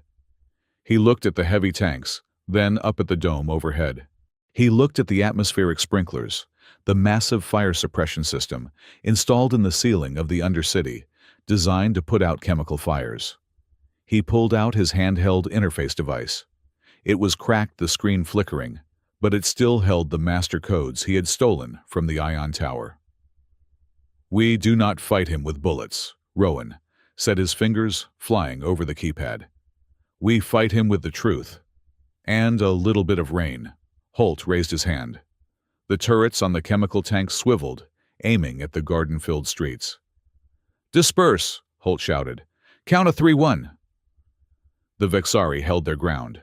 In the front row, a mother held up a piece of sunroot, holding it like a shield. 2. Rowan bypassed the safety interlocks on the fire suppression system. He linked the output to the public address screens that lined the canyon walls. 3, Holt screamed. Fire! The tanks hissed. Green gas began to spew from the nozzles. Rowan hit enter. Above them, the sky opened up. But it wasn't a trickle. The emergency deluge system dumped thousands of gallons of water instantly. It was a torrential, crushing wall of water that slammed into the street. The rain was so heavy, it battered the gas, immediately dissolving the chemical cloud and washing it into the drainage grates before it could drift more than a few meters. At the same time, every screen in the valley, hundreds of them from the giant billboards to the small data pads in the soldiers' hands, flickered and changed. Rowan had hacked the feed. He wasn't broadcasting a speech. He was broadcasting the chemical manifest of the tanks Holt was using. Huge red letters scrolled across the screens. Warning: toxicity level, fatal. Unauthorized use on civilian population. Violation of Federation. Charter 9. Then, Rowan switched the feed to the internal cameras of the upper-tier pantry, Holt's private pantry. The image was grainy, but clear. It showed shelves stocked with fresh fruit meat and crates of high-grade sunroot. Look, a soldier shouted, pointing at a screen. He has it. He has the root. Holt stood on the tank, drenched by the artificial rain, his perfect uniform plastered to his body. He looked ridiculous. He looked small. Turn it off, Holt screamed at his men. Shoot the screens, it is a lie, it is a deep fake. But the soldiers did not shoot. They were wet. They were tired. And for the last 3 days, many of them had been secretly buying sunroot from the Undercity to feed their own hungry families. A lieutenant, a young man with hollow cheeks, took off his helmet. He looked at Holt, then at the Vexari mother holding the root. It is not poison, sir, the lieutenant said, loud enough for the squad to hear. My daughter ate it yesterday. She is not sick. She is full. This is mutiny, Holt shrieked, drawing his pistol. He aimed it at the lieutenant. Arixa moved. She didn't shoot. She simply stepped forward, her 3 tails flaring out behind her, in a magnificent display of dominance. She roared a sound that vibrated in the chest of every person there. It was the signal the crowd needed. They surged forward, not to kill, but to overwhelm. The soldiers lowered their weapons. They stepped aside. Holt fired 1 shot into the air, a pathetic pop against the roar of the rain before he was tackled. Not by the Vexari, but by his own sergeant. "That is enough, sir," the sergeant said, pinning Holt's arms behind his back. "The show is over." Rowan watched from the barricade as the commander was dragged away, shouting threats that no one listened to anymore. He lowered his handheld device. His hands were shaking uncontrollably now. Arixa was beside him in an instant, her arm around his waist holding him up. "You did it," she whispered into his ear. "You drowned him." "I just turned on the tap," Rowan mumbled, leaning into her. "Technology is neutral, Arixa. It just depends on who is holding the remote." The following weeks were a blur of reconstruction, but of a different kind. The artificial barriers between the upper tier and the undercity began to dissolve, eroded not by policy, but by necessity. The Vixari, who had spent years as outcasts, were suddenly the most valuable citizens of Salian. They were the only ones who understood the life cycle of the sunroot. They knew how to prune the vines to maximize yield and how to harvest the sap without killing the plant. Rowan watched from the sidelines as Arixa led a workshop for a group of human hydroponics technicians. She was authoritative, sharp, and brilliant. She showed them how to read the bioluminescence of the leaves to determine soil pH. "You do not need a sensor," she told a young human engineer who was fumbling with a scanner. "Look at the vein. If it pulses quickly, it needs nitrogen. If it is steady, it is happy. The plant talks. You just have to stop looking at your screens and listen." The human nodded, scribbling notes frantically. It wasn't a utopia. There were still arguments. There were still bigots on both sides who refused to share tables in the mess hall. But the fear was gone. And in the community gardens that were springing up in every plaza, human and Vixari hands worked the same soil. Rowan found his own role changing. He was no longer the invisible mechanic. He was the rainmaker. People stopped him in the street to shake his hand or thrust baskets of vegetables into his arms. He hated it. He tried to retreat to his workshop, but he was constantly summoned to fix water pumps or calibrate UV arrays for the new farms. And then there was dinner. It was Tali's idea. She insisted that they celebrate the month of full bellies with a feast. They gathered in Arixa's quarters, a small, cramped apartment that she had decorated with colorful woven fabrics and scavenged metal art. It was warm, smelling of spices and roasted tubers. The guest list was small: Arixa, Tali, Rowan, and Mira, the young human engineer, who had helped organize the distribution network. The table was a chaotic mix of cultures. There was roasted sunroot, seasoned with Vixari desert salts that made the tongue tingle. There was synthetic beef stew, a human staple but spiced with crushed moon peppers. "Eat, eat," Tali chirped, piling food onto Rowan's plate until it threatened to collapse. Her fur was thick and shiny now, silver as a new coin. "I am eating, Tali," Rowan laughed. "I am going to explode if I eat more." "Then you will have a happy explosion," Tali declared. Across the table, Arixa was watching him. She held a glass of fermented cactus nectar. Her eyes were soft, the amber glow warm and inviting. "You look better," she said. "The shadows under your eyes are fading." "I am sleeping more," Rowan lied. He wasn't. The nightmares were different now, but they were still there. The guilt of his secret was a heavy blanket that suffocated him the moment he closed his eyes. "Good," Arixa said. "Because Tali has a request and you need energy for it." Rowan raised an eyebrow. "Oh," Tali bounced in her seat. "Yes, Rowan, you have to groom Arixa." Rowan choked on his stew. He coughed violently, grabbing his water glass. "Excuse me." Mira, the engineer, hid a giggle behind her hand. Arixa froze her fork halfway to her mouth. Her face went that familiar shade of deep purple. "Tali, we do not ask guests to do that."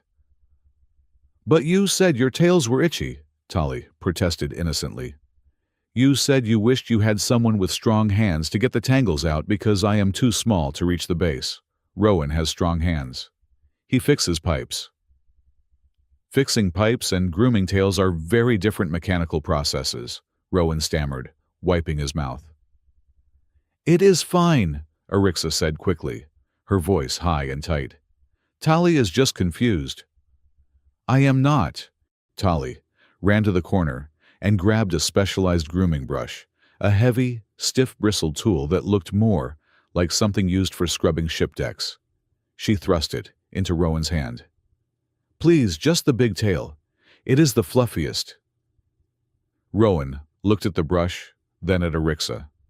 She was refusing to make eye contact, staring intensely at her stew, but her tails were twitching behind her chair. Not in anger, in anticipation. Well, Rowan said, clearing his throat. I suppose from a maintenance perspective, keeping the sensory apparatus clean is vital for optimal performance. Arixa let out a sound that was half groan, half whimper. If you pull a single hair, I will eviscerate you. Understood, Rowan said solemnly. He stood up and moved behind her chair. Arixa tensed her shoulders, hunching. Rowan hesitated. He reached out and gently took the large, central tail in his hand. It was heavy, solid muscle beneath the incredible softness of the fur. It felt alive, thrumming with energy. He began to brush. He started at the tip, working his way up with slow, methodical strokes. He treated it with the same focus he applied to a delicate circuit board. Stroke, smooth, untangle. At first, Arixa sat as stiff as a statue, but after 5 minutes, her shoulders dropped. Her head tipped forward, and then she started to make a noise. It was a low, vibrating rumble deep in her chest. A purr. It sounded like a heavy engine idling perfectly. Mira whispered to Tali. Is she purring? Shh, Tali whispered back, grinning. She pretends she hates it. Rowan suppressed a smile. He found a stubborn knot near the base of the tail.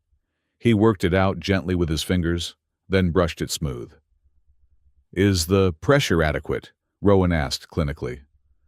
Shut up and keep brushing, Arixa murmured, her voice drowsy and thick. Her tail curled instinctively around his arm, tightening in a possessive hug. Rowan's heart hammered against his ribs.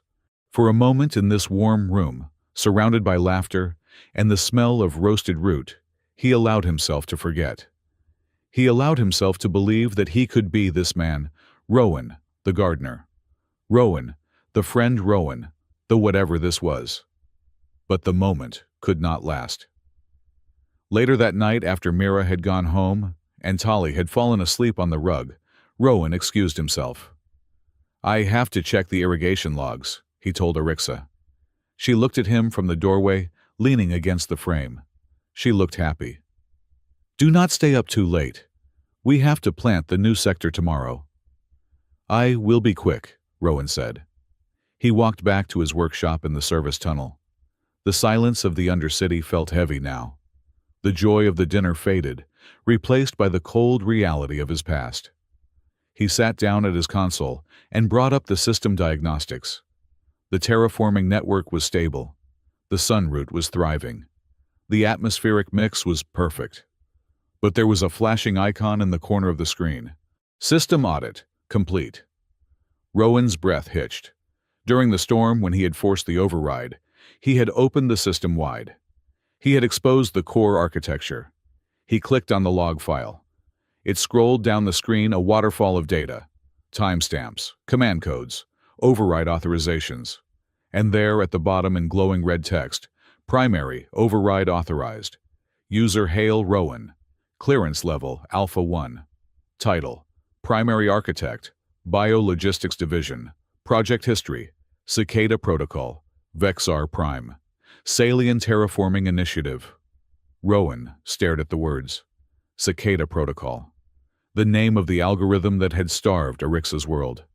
The name of the weapon that had killed her brothers. It was there. Documented. Undeniable. If the Federation investigators came, and they would come to investigate the sudden environmental shift on Salian, they would pull these logs. They would see his name. They would see what he was. Rowan's hand hovered over the delete key. He could erase it. He could scrub the drive. He could bury the truth forever and live his life as the hero of Salian. He could brush Arixa's tail every night and watch Tali grow up. But as he looked at the blinking cursor, he felt a wave of nausea. Arixa loved him because she thought he was a good man. If he built their life on a lie, was he any better than Rask Holt? Was he any better than the men who had ordered the Cicada Protocol in the first place? Arixa had told him once. Family is not what is available. It is what you plant. You cannot plant a healthy crop on toxic soil. Rowan lowered his hand. He did not press delete. He switched off the monitor, plunging the room into darkness. The log remained, a time bomb ticking in the digital dark. Rowan sat alone in the silence, listening to the hum of the machines he had built, and for the first time since the war, he was truly afraid. Not dying, but of being seen. 6 months had passed since the storm, and the Valley of Glass Leaves was no longer a prison of hunger. It had become a sanctuary. The transformation was physical, visible in the way the sunroot vines braided themselves around the steel pillars of the old Undercity, turning rusted metal into living trellises. But the deeper change was in the people. The strict demarcation lines between the human upper tier and the Vexari lower sectors had blurred, overgrown by the same golden moss that covered the streets. Rowan stood on the balcony of the new agricultural research station, a repurposed military hangar, now filled with hydroponic tanks and laughing children. Below him in the courtyard, a group of orphans was learning how to graft sunroot cuttings onto native cacti. Gently, Jax, Tali's voice rang out clear and authoritative. She was taller now, her silver fur glossy with health. She was instructing a young human boy who was holding a grafting knife with trembling hands. You have to cut at an angle, like this. If you crush the stem, the sap cries.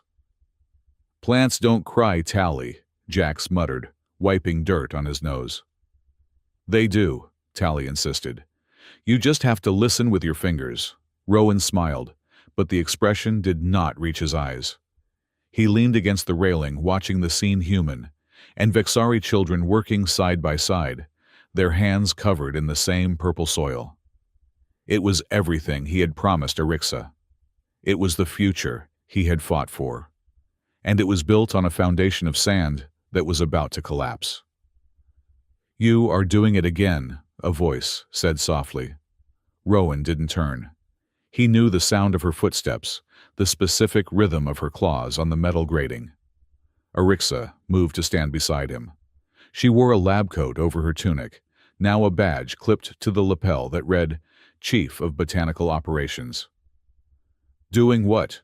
Rowan asked, keeping his gaze on the children. Looking at the sky like you expect it to fall, Arixa said. Her middle tail curled around his waist, a familiar, comforting weight. The Federation Commission arrived this morning. I saw the shuttle. Is that why you are hiding up here? Rowan stiffened. I am not hiding. I am observing. Rowan, Arixa said, her voice sharpening. She stepped in front of him, blocking his view of the courtyard. Her amber eyes searched his face. You have been distant for weeks, ever since the invitation for the inquiry arrived. You make jokes, you fix machines, but you are not here. What are you afraid of? They are just bureaucrats. They want to know how you hacked the Ion Tower. You are a hero. They will give you a medal, not handcuffs. Rowan looked at her. She was so proud. She looked at him with a trust that was absolute, a trust he had cultivated as carefully as the sunroot. And it twisted a knife in his gut. Bureaucrats are dangerous when they have access to server logs, Rowan said, trying to keep his tone light. They might find out I owe 5 years of back taxes. Arixa didn't smile. Her ears flattened slightly. Stop it. Stop deflecting with humor. It does not suit you anymore. She stepped closer, her 3 tails moving to encircle him, creating a soft, furry barrier between him and the rest of the world. It was her way of trapping him, of demanding his full attention. We are a family, Rowan, she whispered. Mira, Jax, Tali. We built this. If there is trouble, we face it together. Tell me. What is on that log? Rowan opened his mouth to speak. He wanted to tell her. He wanted to drag the rot out into the sunlight and let it burn. I am the architect, he wanted to say. I wrote the code that killed your brothers. But the words stuck in his throat. Cowardice disguised as protection held him back. He couldn't destroy the light in her eyes. Not yet. It is complicated technical data. Rowan lied, the taste of ash in his mouth. Old military encryptions. I just do not want them to shut us down because I used illegal hardware. Arixa stared at him for a long moment. Then slowly, she withdrew her tails. The warmth left his waist, leaving a cold void. You are lying, she said quietly. And that hurts more than whatever truth you are hiding.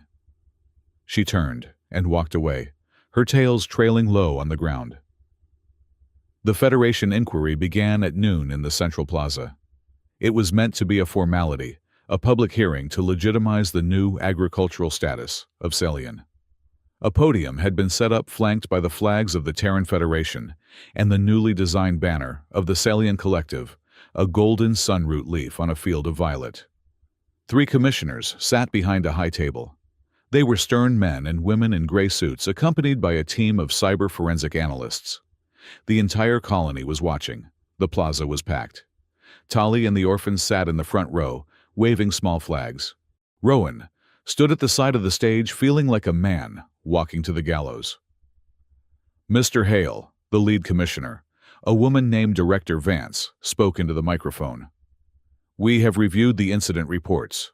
Your actions during the storm were unorthodox, but effective.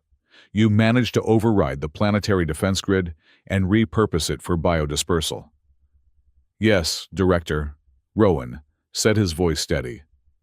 Our technicians have been analyzing the logs to understand how a maintenance engineer managed to bypass level 10 military encryption, Vance continued. She gestured to the large holographic screen behind her. We recovered the access signature from the ion tower. Rowan closed his eyes. The encryption wasn't bypassed, was it, Mr. Hale? Vance asked, her voice dropping an octave.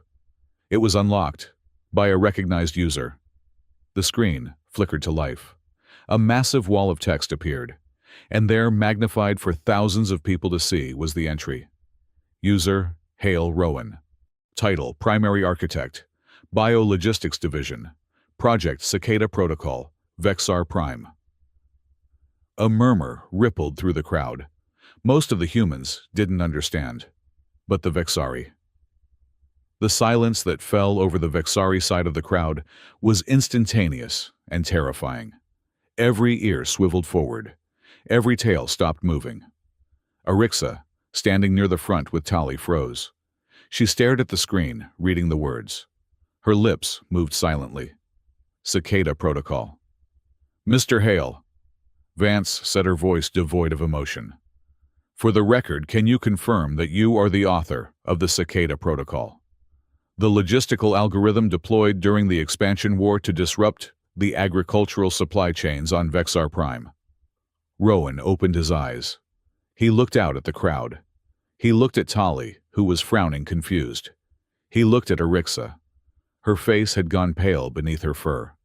The shock was morphing into horror, and then slowly into a devastation so deep it looked like physical pain. Rowan, Arixa whispered. It wasn't a question. It was a plea for it to be a mistake. Rowan stepped up to the microphone. He didn't look at the commissioners. He looked straight at Arixa. Yes, Rowan said. His voice echoed across the silent plaza. I wrote it. The crowd erupted. Murderer! A Vexari voice screamed from the back. He killed the soil. He starved us. Traitor! Another shouted. A stone flew from the crowd, hitting Rowan on the shoulder. He didn't flinch. He didn't move. Arixa didn't scream. She didn't throw anything. She just stood there shaking. The woman who had fought armies, who had braved storms, looked like she had been shot in the heart. Order! Director Vance shouted. Order! Soldiers moved to hold back the surging crowd, but the anger was palpable. It was a physical heat. I did not know, Rowan said, speaking into the chaos. When I wrote it, I was 22. They told me it was a simulation. They told me it was for resource management. I thought I was optimizing a supply chain. I did not know they would use it to commit genocide. But you knew afterwards, Arixa's voice cut through the noise like a whip. The crowd quieted to let her speak. She walked toward the stage, her eyes burning with tears. You knew when you came here, she said, her voice trembling. You knew when you met me, when you touched my tail, when you sat at my table and ate my food. You knew you were the one who took it all away. Yes, Rowan said. I knew. You lied, Arixa choked out. Every smile, every kindness. It was just guilt. You were not saving us because you loved us. You were saving us to wash the blood off your hands. No, Rowan stepped down from the stage, ignoring the guards. He walked toward her. The guilt brought me here. But the love was real, Arixa. The family was real. Do not use that word, Arixa screamed. You do not get to use that word. My brothers are dead because of your math. My world is dust because of your mind. She drew her pistol. The crowd gasped. The soldiers raised their rifles. Stand down, a sergeant shouted. Rowan raised his hands, signaling the soldiers to hold their fire. He stopped 2 meters from Arixa. He looked at the gun. It was shaking in her hand. Shoot me, Rowan said softly. If that balances the equation, Arixa, shoot me. I will not stop you. Arixa stared at him. She hated him. She hated him with every fiber of her being. She hated him for the hunger, for the fear, for the years of watching her parents wither away. But as she looked at him, this tired, broken man who had climbed a tower in a storm to save them, she saw something else. She saw the man who had brushed her tail until she purred. She saw the man who had taught Tali to graft cacti. She looked at Tali. The child was standing between them, tears streaming down her face. She wasn't looking at Rowan with hate. She was looking at him with terror, fear that she was about to lose her father. Arixa, no, Tali cried. She ran forward and threw herself in front of Rowan, wrapping her small arms around his legs. Tali, move, Arixa shouted. No, Tali sobbed. He fed us, he saved me. The bad man wrote the code, but Rowan grew the sunroot. You cannot kill Rowan. He is the bad man, Tali, Arixa yelled, her voice cracking. He was, Tali screamed back. He was, but now he is ours. He planted the seeds. You said it yourself, Arixa. You said family is what we plant. The pistol wavered. Arixa looked at the weeping child clinging to the man she wanted to kill. She looked at the sunroot vines growing on the walls around the plaza, vines that existed only because Rowan Hale had risked his life. The silence stretched agonizing and heavy. Then, Arixa screamed a sound of pure frustration and grief, and fired. She fired into the sky. The shot rang out, echoing off the canyon walls. Arixa dropped the gun. She fell to her knees, burying her face in her hands, her tails curling around her in a protective knot. She wept. Director Vance cleared her throat. Mr. Hale, given your confession, you are under arrest for complicity in war crimes under the retrospective Geneva-Vexar Concordat. Rowan gently disengaged Tali's arms. He knelt and kissed the top of her head. Then he stood up and turned to the commissioners. I surrender, Rowan said. But I have a proposal. He looked at the angry Vexari faces in the crowd. You can put me in a cell, Rowan said. I deserve it. But a cell does not fix the soil. A cell does not bring back the dead. He took a breath. I am the only one who understands the core architecture of the terraforming network. I know how to modify it, not just for Salian, but for the other colonies, the scorched worlds, the dust bowls. I offer a trade, Rowan said. My life for your worlds. Sentence me to labor. Bind me to the system. I will spend every remaining day of my life traveling to the broken places and fixing them. I will design agricultural grids that no blockade can starve. I will give you the keys to the food supply so that no one, not the Federation, not a commander, can ever weaponize hunger again. He looked at Arixa, who was still kneeling, watching him through her fingers. "I will never be free," Rowan said to her. "I will be a servant to the harvest until I die. That is my penance. Let me fix what I broke." Director Vance looked at her colleagues. They whispered. It was a pragmatic offer. The Federation needed stability. They needed food. "And who will supervise you?" Vance asked. "Who will ensure you do not build another weapon?" Arixa stood up. She wiped her face. Her eyes were red swollen, but the amber fire was back. It was colder now, harder, but it was there. "I will," Arixa said. She walked up to Rowan. She didn't touch him. She stood a foot away, her tails still tense. "We will," Arixa corrected, gesturing to the Vexari in the crowd. "He will not work for the Federation. He will work for us. He will answer to a council of survivors, and I will be his shadow. If he types one line of code that looks like a weapon, I will not shoot into the sky next time." Rowan nodded. "Agreed." Vance looked at the crowd. The Vexari were nodding.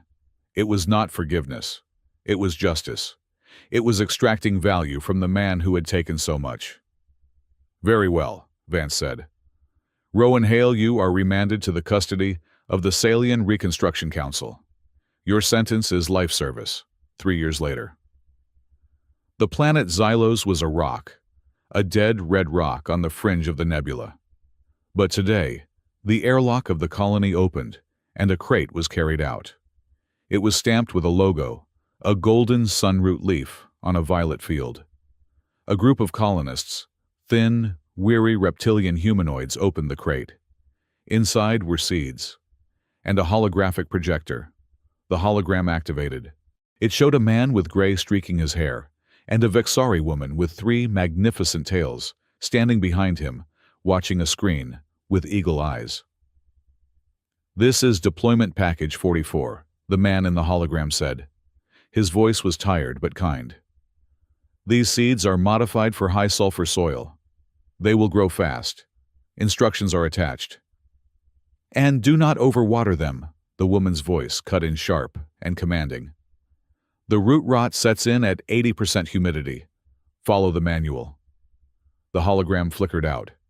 The colonists stared at the seeds like they were gold. Back on Salian evening was falling over the valley of glass leaves. The farmhouse was quiet. It was a real house now, built from stone and reclaimed metal, sitting in the middle of a lush, glowing field. Rowan sat on the porch typing on a datapad. His ankle monitor blinked with a slow, steady red light, a reminder of his cage. But the cage was big. It was a whole world. The screen door opened. Arixa stepped out. She held 2 mugs of tea. She set one down next to him. "You are working late," she said. "The soil analysis for the Xylos drop was tricky," Rowan said, rubbing his eyes.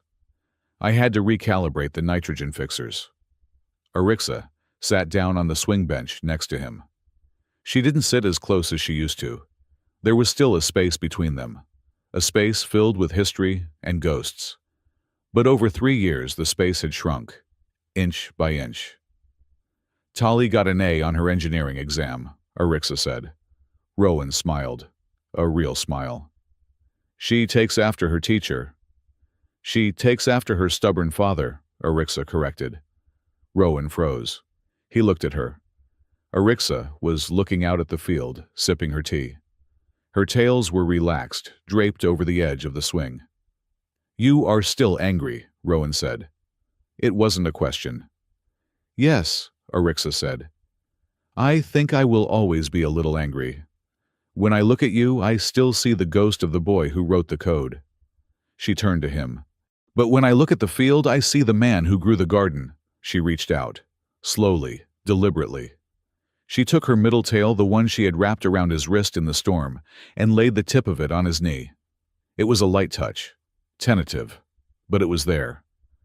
"I cannot forgive the boy," Arixa whispered. "But I am learning to live with the man." Rowan looked at the tail on his knee. He didn't touch it. He just let it rest there, a bridge across the chasm. "That is enough," Rowan said thickly. That is more than I deserve. If you do something stupid again, Arixa warned, her eyes narrowing slightly, I will shave your eyebrows while you sleep. And if you touch my tail without asking, Rowan countered, a playful glint returning to his eyes, I will file a complaint with the Oversight Committee for workplace harassment. Arixa laughed. It was a short, sharp bark of laughter, but it broke the tension. The committee is composed of Tali and Jax, Arixa said. They will rule in my favor. Corruption, Rowan shook his head. Systemic corruption. They sat in silence for a while, watching the sun set outside the dome, turning the glass to fire. The sunroot in the fields began to wake up, glowing with that soft violet light. Arixa murmured, repeating the old words. Family is not what is available. Rowan placed his hand gently over the tip of her tail. She didn't pull away. Rowan finished. It is what we plant. They sat there as the stars came out, a former destroyer and a survivor bound by a promise, and a plant watching their garden grow in the dark. It wasn't a perfect ending. The scars were there. The ankle monitor blinked. The ghosts still whispered. But the harvest was good, and for tonight that was enough.